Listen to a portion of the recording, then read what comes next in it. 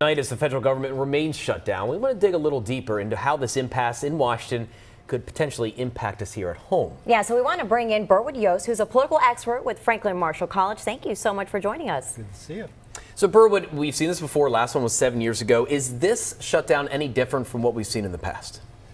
Well, I mean, I think it doesn't seem like there's any movement to solve the problem. Both sides are very dug in. Both sides are, because they believe they have a political advantage working on their side. Now these things, you know, they play out as they play out as the pressure mounts because people aren't getting paid. Even though, I mean, first of all, lots of federal employees are going to be all laid off the job if they're non-essential. Some of them may be fired if the Office of Management budget has its way. That's going to all create pressure.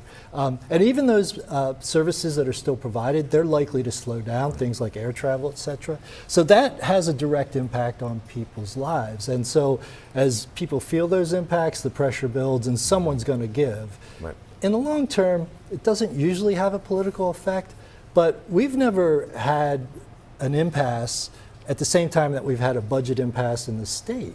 This is completely new ground. So it's hard to say what's going to happen here. Yeah, and you touch on a little bit, just breaking it down more. Within the next 72 hours, who keeps working, who doesn't work, and then what significant changes will we see right now versus next week?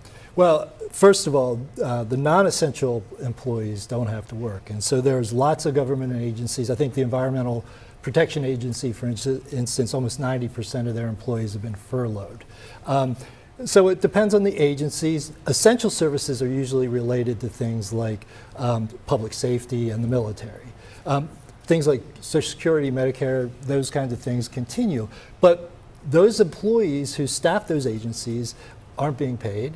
And some employees are furloughed, and so that slows things down. And then, of course, there's a flow of federal money that doesn't make it to programs maybe in public safety or in mental health services, domestic violence services. There are a lot of local programs that rely on federal government money to continue.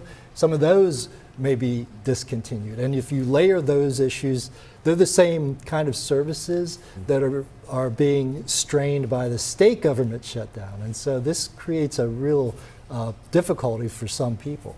So you mentioned how both sides think they have kind of a political advantage here.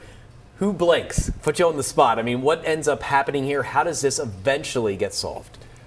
I think the Democrats eventually have to blink because in D.C., I mean, they're the Senate Democrats are the ones that are holding up the process at the moment. And we saw 2 Democrats already vote. We have, and I think there was a third that is, I heard a Senate Democrat talking about it. And so, you know, they don't have a lot of leverage. That's why they're holding out.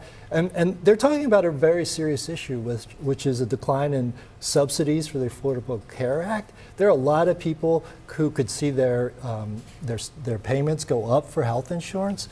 I've seen some estimates as many as 24 million middle-income people could lose health insurance through some of these cuts. And so there's going to be significant impacts on the ground, and that's going to have serious implications for 2026 midterms and who controls the House and the Senate. And that runs out the end of the year, so yeah. That's right. And I think a lot of people are just wondering, how long is this going to last? What do you think is a realistic timeline until they actually reach a resolution? Yeah. Well, the last one was 35 days, right. I believe. That's the longest we've had. At this point, there's no give.